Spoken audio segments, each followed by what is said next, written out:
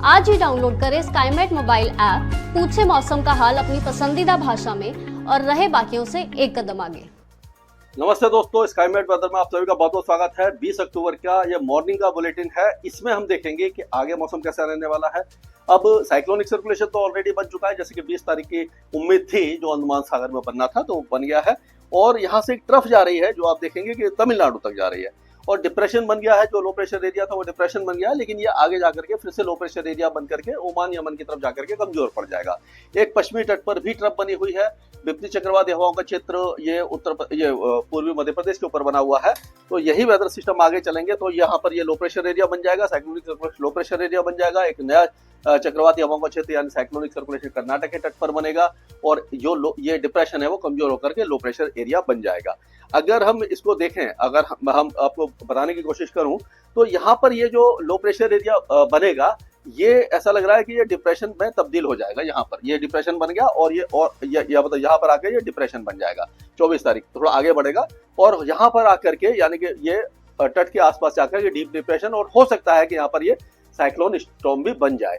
तो इसका अभी जो रूट दिखा रहा है वो इस तरह से दिखा रहा है, यानी कि ये यहाँ पर जाकर के उड़ीसा के उत्तरी इलाकों में रहेगा। और कुछ मॉडल दिखा रहे हैं कि ये तट के साथ साथ रिकर्व करेगा, लेकिन तट भी जो कोस्ट है हमारा, ये भी इस तरह से उत्तर पूर्वी दिशा में चल रहा है। तो यहाँ से अगर ये रिकर्व करता है तो इस तरह से जाकर के ये गंगे पश्चिम बंगाल या बांग्लादेश की तरफ भी जा सकता है। और कुछ मॉडल दिखा रहे हैं कि ये दक्षिणी उड़ीसा की तरफ जाएगा। तो अभी भी अलग अलग जो मॉडल हैं वो अलग अलग इसका वो क्या कह सकते हैं कि वो दिखा रहे हैं। थोड़ा सा माफ कीजिएगा, ये गड़बड़ हो जाती है बीच बीच में। तो ये इस तरह से इसका रिकर्वेचर भी दिखा रहा है। और यूजुअली क्या होता है कि जब भी कोई वेदर सिस्टम बनता है अक्टूबर के महीने में या नवंबर के महीने में, खास करके अगर इस इलाके में हम देखें, तो ये जो वेदर सिस्टम होते हैं इनका जो असर होता है या यानी ओरिएंटेशन होता है वो यहाँ से, अगर यहाँ पर देखें ये यहाँ से, तो कभी तो वो रिकर्व करते हैं इस तरह से और कभी वो सीधे जाते हैं। तो इस तरह से होता है। जब ये दिसंबर में बनना शुरू होते हैं, जैसे जैसे हम आगे चलते हैं तो और ज्यादा दक्षिण में बनेंगे और ये इस तरह से जाएंगे, यानी आंध्र प्रदेश या कभी कभी तमिलनाडु की तरफ जाते हैं। तो ये उत्तर पश्चिम दिशा में आगे बढ़ते हुए शुरुआती जो साइक्लोन बनते हैं या डिप्रेशन बनते हैं वो क्या होता है कि वो उड़ीसा, उत्तरी आंध्र प्रदेश, गंगे पश्चिम बंगाल और कभी कभी रिकर्व होकर के बांग्लादेश और म्यांमार की तरफ जाते हैं। और नवंबर में जो बनते हैं उनका रिकर्वेचर होता तो है, लेकिन काफी दूर जाकर होता है, कभी कभी तट के साथ साथ जाते हैं। और दिसंबर में और ज्यादा नीचे बनते हैं तो वो आंध्र प्रदेश या तमिलनाडु की तरफ जाते हैं। तो ये जो वेदर सिस्टम है इसका असर ऐसा लग रहा है कि ये उड़ीसा के तट को प्रभावित करेगा। और 24 तारीख से यहाँ पर बारिश की गतिविधियां शुरू हो जाएंगी, हवाएं तेज हो जाएंगी। 25, 26, 27 तक इसका असर रहने वाला है। तो इसके ऊपर हम स्काईमेट की तरफ से नजर रखे हुए हैं, आपको लगातार इसका अपडेट देते रहेंगे। लेकिन इसका जो असर होगा वो उड़ीसा के तटीय इलाकों में होगा, अंदरूनी उड़ीसा में काफी ज्यादा कम होगा। और अगर यह तूफान बनता भी है तो सीवियर तूफान बनने की संभावना दिखाई नहीं दे रही है, क्योंकि इसका जो मूवमेंट है वो काफी ज्यादा फास्ट दिखाई दे रहा है। अगर ये यहाँ पर बनता है, मान लीजिए ये 22 तारीख को बनेगा लो प्रेशर एरिया और 24 तारीख को बना ये डिप्रेशन 24 तारीख को, तो यानी कि 24 तारीख को ये यहाँ पर अगर पहुंच भी गया इस जगह पर और 22 तारीख को यहाँ पर है, तो इतनी जल्दी अगर वो इतना डिस्टेंस कवर करता है 22 से 24 तक, तो इतनी जब तेजी से कोई वेदर सिस्टम चलता है तो उसको इंटेंसिफिकेशन की संभावना कम होती है, यानी बहुत ज्यादा सीवियर नहीं बन पाता। लेकिन यही 22 से लेकर के 27 या 28 तक यहाँ पहुंचता, धीरे धीरे चल रहा होता, तो इसको लगातार एनर्जी मिलती रही होती और ये काफी ज्यादा सीवियर या वेरी सीवियर साइक्लोन बन सकता था। तो इसीलिए संभावना कम है साइक्लोन बनने की। अगर बनता भी है तो सीवियर या वेरी सीवियर साइक्लोन बनने की संभावना काफी कम नजर आ रही है। लेकिन अगर ये कोस्ट के साथ साथ चलता है तो हो सकता है कि ये साइक्लोन बन जाए। तो इस पर हम नजर रखे रहेंगे और आपको लगातार इसका अपडेट देते रहेंगे।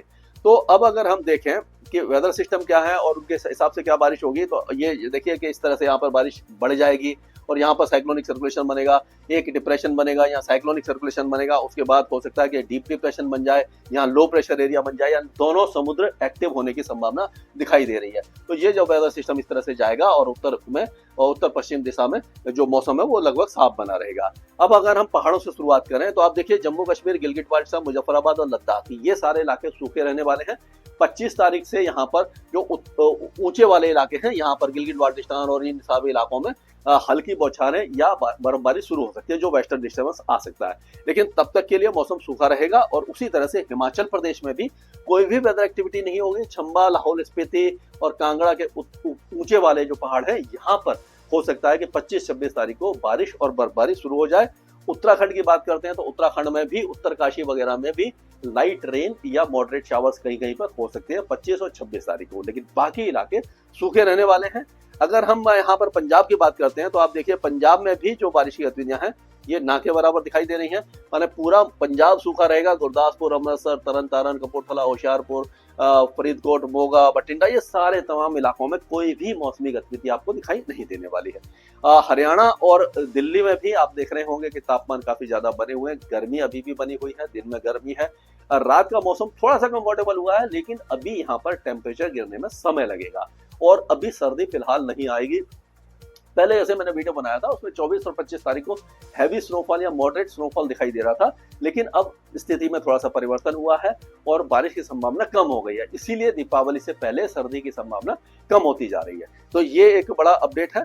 और उसी तरह से अगर हम उत्तर प्रदेश की बात करें तो शामली, मुजफ्फरनगर, बिजनौर और मेरठ, बागपत से लेकर के हाथरस, आगरा, अलीगढ़, मथुरा, फिरोजाबाद, इटावा, एटा, ललितपुर, झांसी, महोबा से लेकर के कानपुर, बरेली और अमेठी और ये जो वाराणसी है, चंदौली, ये सारे इलाके, पूरे इलाके सूखे रहने वाले हैं। उत्तर पश्चिमी या पश्चिमी दिशा से हवाएं चलेंगी। यहाँ पर कोई भी मौसमी गतिविधि नहीं होगी। अभी फिलहाल यहाँ पर तापमान में बहुत ज्यादा गिरावट आपको नहीं दिखाई देगी।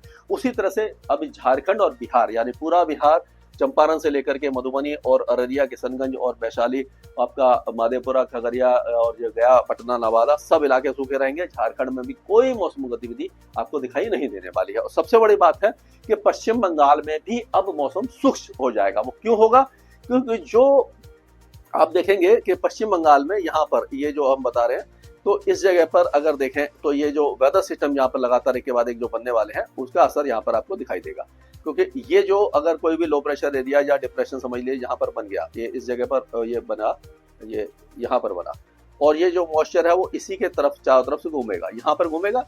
तो ये जो हवाएं हैं, जो अगर क्या होता है, यूजुअली क्या होता है कि हवाएं इस तरह से चलती हैं और यहाँ पर लेकर के जाती हैं ये मॉइस्चर को, तो ये हवाएं यहीं पर घूमेंगी। तो ये पूर्वी और उत्तर पूर्वी राज्यों में मॉइस्चर नहीं पहुंचेगा। तो यहाँ पर उत्तर पूर्वी राज्यों के साथ साथ आपका उड़ीसा, पश्चिम बंगाल, ये सारे इलाके सूखे रहने वाले हैं। यही कारण है कि यहाँ पर कोई मौसमी गतिविधि आपको दिखाई नहीं देने वाली है। ये हो गया। और ये गंगे पश्चिम बंगाल और उपहिमाई पश्चिम बंगाल सूखा रहेगा। पूर्वोत्तर राज्यों में भी बारिश में भारी कमी आएगी, क्योंकि हवाएं यहाँ तो यहाँ से आएंगी, ये जो सूखी हवाएं यहाँ से आएंगी और यहाँ से भी सूखी हवाएं आएंगी। तो ये पूरा इलाका सूखा रहने की संभावना नजर आ रही है। कोई भी मौसमी गतिविधि आपको दिखाई नहीं देने वाली है। राजस्थान में क्या होगा कि थोड़ा सा वेदर एक्टिविटी हो सकता है कि जोधपुर और जैसलमेर के कुछ इलाकों में खंड वर्षा या बादल की गरज चमक दिखाई दे जाए कहीं कहीं पर, लेकिन चांसेज बारिश के बहुत ज्यादा कम दिखाई दे रहे हैं। गंगानगर, हनुमानगढ़, चूरू, झुंझुनू, अलवर, सीकर, भरतपुर, दौसा, करौली, ये सारे इलाके, तमाम इलाकों में कोई भी मौसमी गतिविधि नहीं रहेगी। टेम्परेचर 37 से 38 और कहीं कहीं पर 40 डिग्री के आसपास बने रहेगी, यानी गर्मी काफी ज्यादा होगी, तेज धूप निकली रहेगी। अब मध्य प्रदेश की तरफ अगर चलते हैं तो मध्य प्रदेश में हम देखेंगे कि जो बारिश की गतिविधियां हैं वो मध्य प्रदेश के किसी भी इलाके में बहुत ज्यादा दिखाई नहीं देने वाली हैं। तो ये अगर हम देखते हैं तो एक मिनट, ये मध्य प्रदेश में अभी कोई वेदर एक्टिविटी आपको दिखाई नहीं देगी। पूरा ग्वालियर संभाग से लेकर के टीकमगढ़, छतरपुर, पन्ना, सिरुआ, सिद्री, सिंगरौली, कटनी, दमोह, सागर, विदिशा, अशोकनगर, नीमच, रतलाम, ये सारे इलाके सूखे रहने वाले हैं। लेकिन हो सकता है कि खांडवा, हरदा, खरगोन, बैतूल, छिंदवाड़ा, सियोनी, बालाघाट, मांडला, ये जो इलाके हैं यहाँ पर हल्की फुल्की बारिश की गतिविधियां दिखाई दे जाए, क्योंकि जो असर है, जो लो प्रेशर एरिया का भी जो मॉइस्चर है यहाँ पर आ रहा है, यहाँ से जो ट्रफ बनी हुई है जो पश्चिमी तट पर, उसका भी मॉइस्चर दक्षिणी इलाकों में दिखाई दे रहा है। छत्तीसगढ़ की अगर बात करते हैं तो छत्तीसगढ़ में भी कोई वेदर एक्टिविटी आपको दिखाई नहीं देने वाली है। लेकिन नारायणपुर, कोडेगांव और ये बस्तर, दांतेवाड़ा, सुकमा, बीजापुर, ये जो इलाके हैं छत्तीसगढ़ के, यहाँ पर हल्की बौछारें आपको दिखाई दे जाएगी। उत्तरी छत्तीसगढ़ में कुछ भी नहीं होने वाला है। और अगर हम उड़ीसा की बात करें तो उड़ीसा में क्या होगा कि जो वेदर एक्टिविटी अभी तो सूखी रहेगी, मतलब कि एक दो स्थानों पर हल्की फुल्की बारिश तो हो जाएगी, लेकिन 23 और 23 तारीख की रात से हवाएं तेज हो जाएगी। बालेश्वर, भद्रक, केंद्रपाड़ा, जगत सिंहपुर, जाजपुर, कटक और खोर्धा, पुरी, गजपति, गंजम, ये जो इलाके हैं यहाँ पर बारिश की गतिविधियां 24 तारीख से शुरू हो सकती हैं। और 24 तारीख से ही यहाँ पर जो हवाएं हैं तेज हो जाएंगी और उत्तर पूर्वी जो हवाएं हैं ये काफी तेज हो जाएंगी, समुद्र में ऊंची लहरें उठेंगी। गंगे पश्चिम बंगाल और बांग्लादेश के दक्षिणी इलाकों में भी इसी तरह का माहौल रहने वाला है। उस समय इन इलाकों में बारिश की गतिविधियां शुरू हो जाएंगी और फिर धीरे धीरे इंटेंसिफाई होगी। और उसके ऊपर जैसे मैंने बताया कि आपको वेदर सिस्टम किस तरह का बनेगा, साइक्लोन बनेगा, डिप्रेशन, डीप डिप्रेशन जो भी बनेगा वो मैं आपको अपडेट देता रहूंगा। अब अगर गुजरात की तरफ चलते हैं तो गुजरात में जो बारिश है देवभूमि, द्वारिका, पोरबंदर, जूनागढ़, राजकोट के कुछ इलाके, अमरेली, भावनगर और भरूच, नर्मदा, सूरत, तापी, डांग, नवसारी, वलसाड़, ये जो इलाके हैं यहाँ पर बारिश की गतिविधियां हो रही हैं। अभी भी 1-2 दिनों के दौरान यहाँ पर छुटपुट बौछारें दिखाई देती रहेंगी। उसके बाद मौसम थोड़ा सा साफ हो सकता है, तो इस तरह का वेदर रहेगा, बाकी इलाके सूखे रहेंगे। अब अगर देखें तो हम विदर्भ में तो ज्यादा बारिश अब दिखाई नहीं दे रही है। ये नागपुर, भंडारा, गोंडिया ये सारे इलाके लगभग सूखे रहेंगे, हल्की फुल्की बौछारें आपको दिखाई दे जाएंगी। हिंगोली, नांदेड़, परभनी, बीड़, उस्मानाबाद, लातूर, सोलापुर ये इलाके भी लगभग सूखे रहेंगे, लेकिन जैसे धुले, जलगांव में हल्की बारिश हो सकती है। नासिक और पालगढ़, थाने, दहानू, मुंबई, रायगढ़, पुणे के जो घाट के इलाके हैं, सांगली, सतारा, कोल्हापुर, सिंधुदुर्ग, रत्नागिरी, गोवा, ये जो इलाके हैं यहाँ पर लगातार बारिश की गतिविधियां अभी जारी रहेंगी। मुंबई में भी हल्की फुल्की बौछारें कभी कभी आपको दिखाई दे जाएंगी। तो ये महाराष्ट्र के कई इलाके जो खास करके कोस्टल एरियाज है यहाँ बारिश जारी रहने वाली है। तेलंगाना के कुछ इलाकों में बारिश रहेगी, आप देखेंगे निजामाबाद और ये कामारेड्डी, मेंढक, सीतापेट और ये महबूब नगर, रंगारेड्डी, हैदराबाद वगैरह यहाँ पर लाइट टू मॉडरेट हल्की फुल्की बौछारें आपको दिखाई देती रहेंगी। और कोस्टल आंध्र प्रदेश में भी हल्की बारिश रहेगी, लेकिन जो रायलसीमा है यहाँ पर बारिश की गतिविधियां थोड़ी सी तेज हो सकती हैं। अनंतपुर, चित्तूर, कोटप्पा ये जो इलाके हैं यहाँ पर मॉडरेट शावर्स आपको दिखाई दे जाएंगे। कर्नाटक के कई इलाकों में बारिश रहेगी, लेकिन कोस्टल कर्नाटका में ज्यादा बारिश रहेगी। अंदरूनी कर्नाटका में हल्की से मध्यम बारिश आपको दिखाई देती रहेगी। और अभी केरल में जो बारिश की गतिविधियां हैं 2 दिनों के बाद काफी ज्यादा थोड़ा तेज हो जाएंगी, लेकिन अभी भी हल्की से मध्यम बारिश रहेगी। तमिलनाडु के भी कई इलाके बारिश देखते रहेंगे। अंडमान और निकोबार द्वीप समूह में भारी से अति भारी बारिश की संभावना है। लक्षद्वीप में बारिश की गतिविधियां थोड़ी सी कम रहने की संभावना दिखाई दे रही है। तो इसका जो भी अपडेट है मैं लगातार आपके साथ साझा करता रहूंगा स्काईमेट वेदर में। अभी के लिए मौसम से जुड़ी सटीक जानकारी और खबरों के लिए हमारे YouTube चैनल को सब्सक्राइब करें और बेल आइकन दबाकर हर खबर पर रखें नजर।